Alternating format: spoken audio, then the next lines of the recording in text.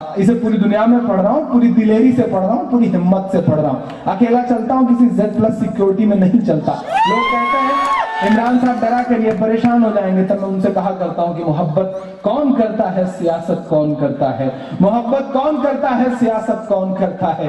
मुझे मालूम है मेरी हिफाजत कौन करता है, मुझे मालूम है मेरी हिफाजत कौन करता है। और हम ही ने लाज रखी है बुजुर्गों की यहाँ, वरना सभी टुकड़ों पे पलते हैं, बगावत कौन करता है। सभी टुकड़ों पे पलते हैं, बगावत कौन करता है। मैं पढ़ता हूँ।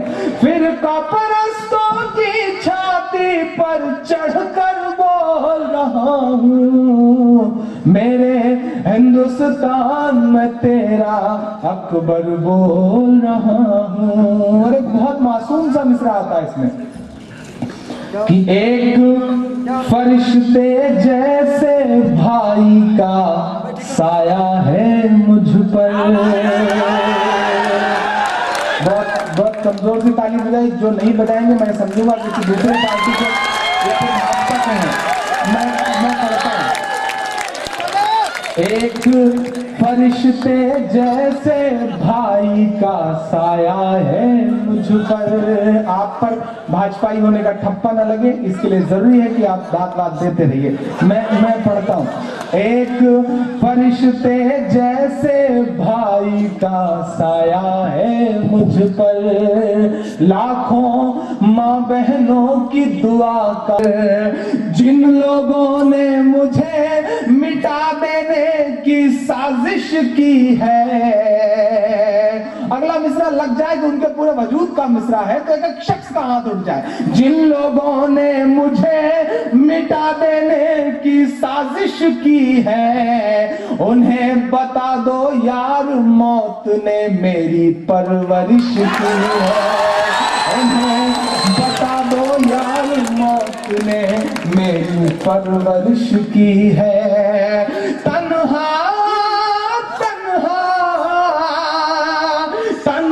होकर के भी बोल रहा हूँ, मेरे हिंदुस्तान में तेरा अकबर बोल रहा हूँ। शीशे जैसे दिल को करके पत्थर बोल रहा हूँ।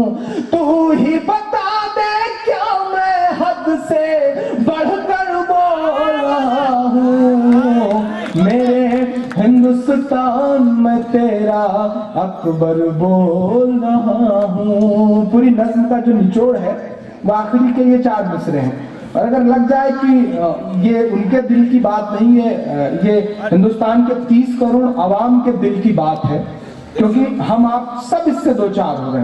मैं पढ़ता हूं।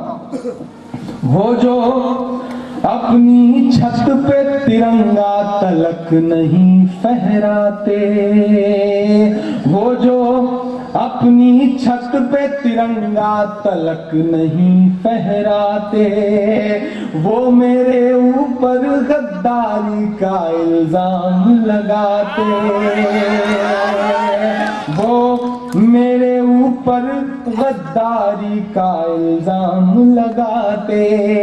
एक संगठन है जो पूरे सेंट्रल गवर्नमेंट का रिमोट कंट्रोल जिसके हाथ में है, वो अपने आप को राष्ट्रवादी संगठन कहता है। लेकिन आपकी जानकारी के लिए बता दूं कि आज तक उसके मुख्यालय पर कभी तिरंगा नहीं फहरा है। उसके गठन के बाद से आज तक, आपकी जनरल नॉलेज बढ़ा रहा हूं, आज तक कभी उन्होंने तिरंगा नहीं फहराया। ऑफिशियल ये बात है। मैं मिसरे पढ़ता हूं। वो जो अपनी छत पे तिरंगा तलक नहीं फहराते, मैं नाम नहीं लूंगा, नहीं आप जान जाएंगे कि मैं RSS की बात कर रहा हूं। मैं पढ़ रहा हूं, सुनेगा। वो जो अपनी छत पे तिरंगा तलक नहीं फहराते, वो मेरे ऊपर गद्दारी का इल्जाम लगाते। नागपुर के मुख्यालय पर जिस दिन फहरेगा तिरंगा, सच्चा मिसरा है ये।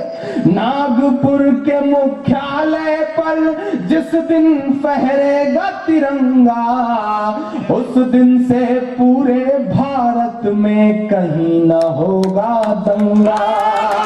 उस दिन से पूरे भारत भारत में कहीं न होगा दंगा। ये ऐसा बहुत बुरे दौर से गुजर रहा है देश। जब राम का मंदिर बनाने वाले नाथू राम का मंदिर बना रहे हो तो आपको समझना चाहिए कि देश बहुत बुरे दौर से गुजर रहा है। ये ऐसा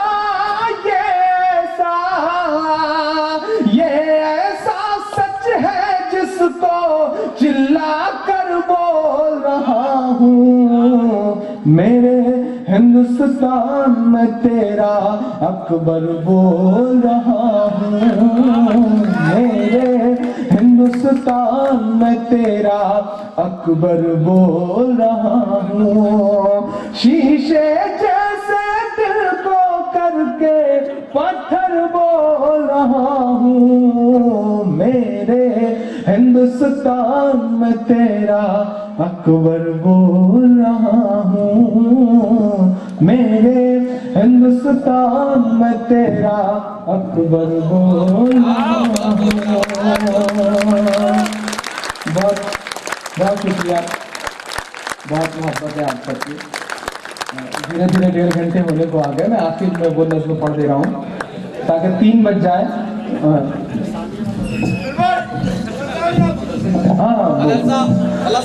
शब्बीर साहब का हुक्म है, उसे तो पूरा ही करना है क्योंकि पेमेंट हालांकि इन्हीं से लेना है। अच्छा, बार बार तभी नदीम बार बार हाशमी साहब का नाम ले, हाशमी साहब का नाम ले, और ये बोले कि भाई मुझे किसी और का नाम नहीं पता। तो मुझे लगा कि शायद कितना समझदार है, उसे बस एक चीज पता है कि पेमेंट किससे मिलना है, उसी का नाम लेते रहो, बाकियों का नाम ना भी लिया जाए तो क्या जाता है। हालांकि मैं पहले ले चुका हूँ इसलिए मुझे कोई खतरा नहीं है, मैं ना भी लूंगा तब भी। लेकिन आप यकीन करें वो इतने मासूम हैं और इतने अच्छे इंसान हैं कि अपने आप उनका नाम लेने का मन करता है। पेमेंट मिल गया तो क्या हुआ, अगली बार भी तो मुशायरा होना है, इसका भी तो हक अदा करना है। बहुत माशाल्लाह अच्छे लोग, बहुत प्यारे लोग हैं आप सारे लोग। मैं कोशिश कर रहा हूँ कि आप जिस शिद्दत में आप मुझे 1 बजे दिखाई पड़े थे, जिस जोश के साथ, वो जोश आपका बचा रहे। अच्छा, ऐसे लोग फिरोज भाई यहाँ आए हुए हैं, या तो ये दूसरे की मोटरसाइकिल पे बैठ के दूसरे की गाड़ी पे बैठ के आए हैं, इस चक्कर में नहीं जा पा रहे हैं जब तक वो ना जाए हम जाए। वैसे कुछ लोग इस दिक्कत में आए हुए हैं कि घर पे तो बता के आए थे मोहतरमा से कि जा रहा हूँ, सुबह लौट के आऊंगा। अब इन्हें लग रहा है कि जा करके सोती हुई शेरनी को जगाए कौन, वहां का अंजाम पता नहीं क्या होगा। तो ये फंस करके बैठे हुए लोग हैं, हमें भी फंसा के बैठे हुए लोग, कितनी भी कोशिशें की जाए ये भागने वाले लोग नहीं है। अच्छा, कुछ लोग तो बीवियों से इतने परेशान रहा करते हैं बेचारे। वो पिछले दिनों एक साहब थे, उनकी बीवी का अपहरण कर लिया एक आदमी ने, और 2 दिन बाद एक चिट्ठी भेजी और चिट्ठी के साथ एक कटी हुई उंगली भेजी और लिखा कि आपकी बीवी का अपहरण कर लिया, किडनैप कर लिया मैंने, ये उसकी निशानी के तौर पे उंगली है, 50 लाख रुपए भिजवा दिए जाए वरना डांट डांट डांट डांट। बंदे ने पलट के चिट्ठी लिखी कि उंगली तो किसी की भी हो सकती है, मुंडी भेजो तब समझ में आए कि मेरी भी बीवी थी। तो ये बीवियों से परेशान लोगों का अलग ही मामला है, अल्लाह इनकी परेशानियां दूर फरमाए। बहुत अच्छे लोग हैं। अच्छा, कुछ तो बीवियों से जो परेशान लोग हैं उसमें शब्बीर भाई जैसे समझदार लोग होते हैं। एक साहब जा रहे थे सफर पे, तो उन्होंने अपने सबसे बड़े शब्बीर भाई जैसे बड़े मासूम से दोस्त को फोन किया, बोले भाई मैं सफर पे जा रहा हूँ अपनी बीवी के साथ और सोच रहा हूँ रास्ते में जो कुआं पड़ेगा उसी में उसको धक्का दे दूंगा तो मुक्ति मिल जाएगी। तो उस बंदे ने कहा कि ऐसी बात है तो मेरी वाली भी लेता जा। तो दोस्त भी कितना समझदार, उसने कहा ठीक है लेकिन मैं धक्का उसको वापसी में दूंगा। बहुत समझदार लोग हैं माशाल्लाह,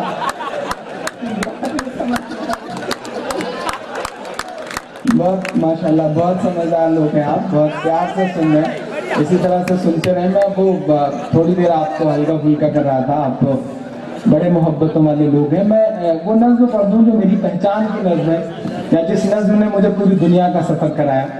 मैं आपको बताऊं, यहाँ बड़े पढ़े लिखे लोग हैं, मैं इलाहाबाद यूनिवर्सिटी में हिंदी का स्टूडेंट हूँ। मदरसों से कोई सिलसिला नहीं, कोई पढ़ाई का सिलसिला नहीं, पूरी तरह से हिंदी का स्टूडेंट रहा। लेकिन अल्लाह को काम लेना होता है तो चींटियों से काम ले लेता है। अल्लाह ने मुझ जैसे हिंदी के पढ़े लिखे स्टूडेंट से मदरसों पे एक नज्म कहलवाई। पिछले 15 साल से इलेक्ट्रॉनिक मीडिया हो, प्रिंट मीडिया हो, एक प्रोपेगेंडा खड़ा किया गया एक मुहिम चलाई गई, मदरसों में टेररिज्म पलता है, मदरसों में हथियार मिलते हैं, मदरसों में ये होता है वो होता है, ये एक मुहिम चली, हमारी तरफ से आवाजें नहीं आई। अल्लाह ने मुझसे एक नज्म कहलवाई और इस नज्म को इतना इतना लोगों तक पहुंचाया, लोगों के मोबाइल क्लिपों तक पहुंची, लोगों के MP3 में पहुंची। मैं ट्रेनों में सफर करता रहता हूँ शब्बीर भाई, तो लोग मुझी को मेरी नज्म सुनवाते हैं और कहते हैं कि अगर मुशायरे का शौक है, शायरी का शौक है, तो कभी इसको सुनना बहुत अच्छा पड़ता है साला। तो उन लम्हों में लगता है कि अल्लाह ने कैसी गुमनाम से शोहरत दी है, सच में होता है, अमूमन ऐसा हो जाता है। तो उसका करम की उसने एक गुमनाम सी शोहरत दी मुझे। मैं वो नज्म आपकी अदालत में रख रहा हूँ। मीडिया का इल्जाम, इलेक्ट्रॉनिक प्रिंट मीडिया का, और आजकल तो ये आवाजें कुछ ज्यादा ही आ रही हैं उल्टी करने वाले कुछ सांसदों के मुंह से।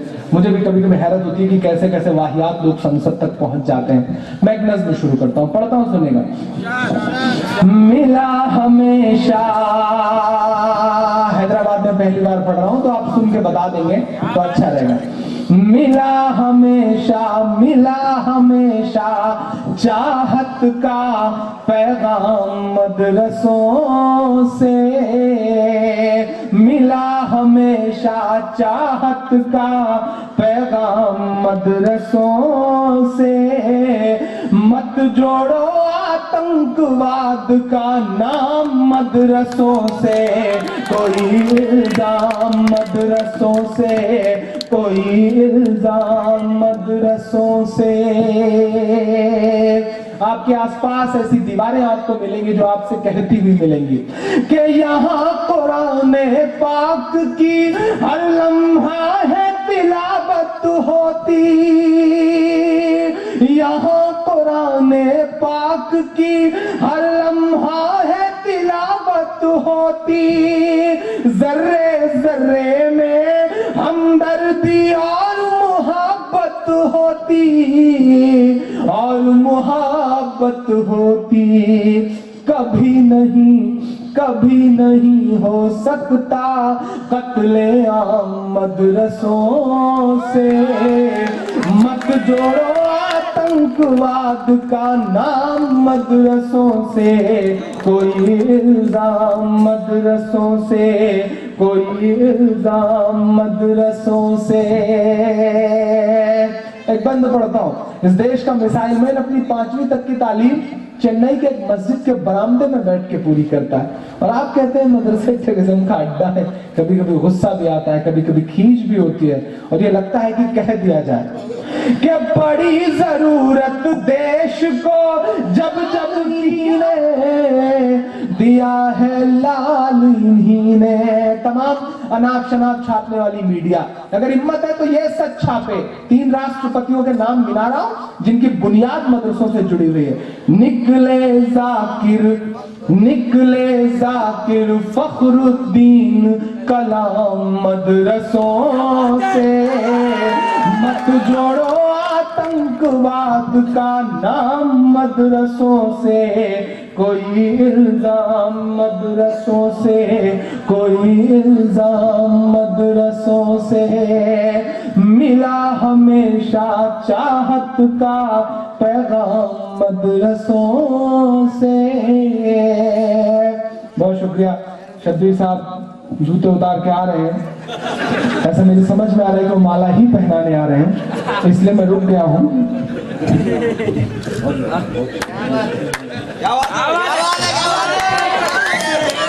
बहुत मोहब्बत है शब्बीर भाई को, वरना पेमेंट देने वाले लोग और कुछ नहीं दिया करते हैं। इनका बहुत शुक्रिया कि इन्होंने पेमेंट भी दिया और गले मिल करके दुआ भी दी, तो ये कर्ज है मेरे ऊपर, मैं इसे उतारने की कोशिश करता हूँ। मत जोड़ो आतंकवाद का नाम मदरसों से, कोई इल्जाम मदरसों से, कोई इल्जाम मदरसों से। 57 से 47 तक हमारी आंखों में है कि चाहे शेखुल हिंद हो या फजले हक खैराबादी,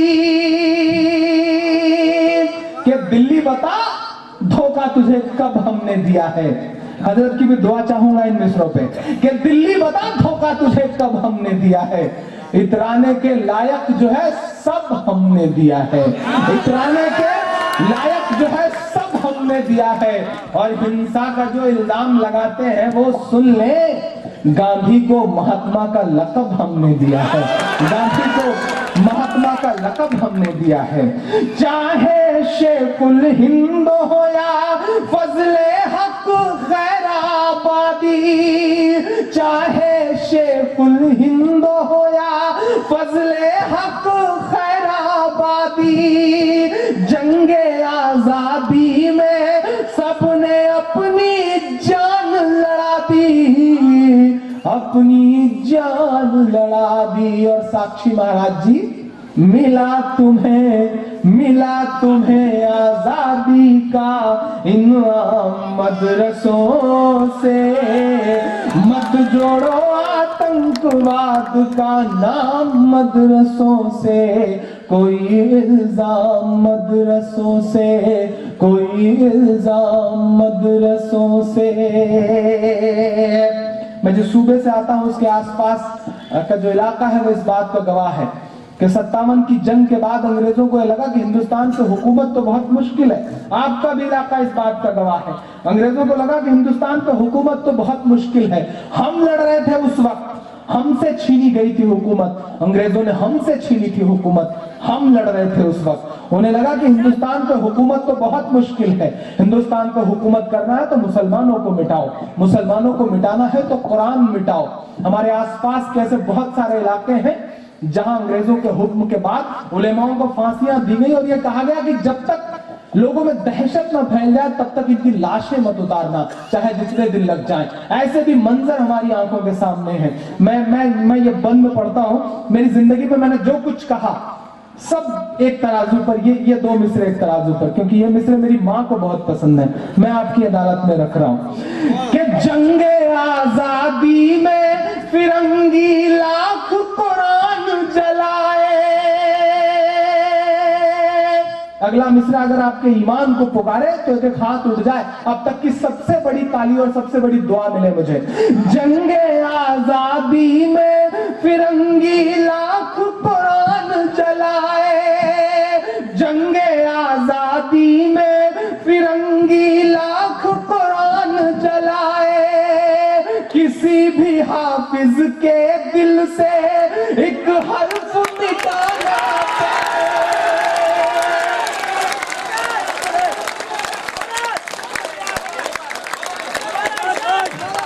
बहुत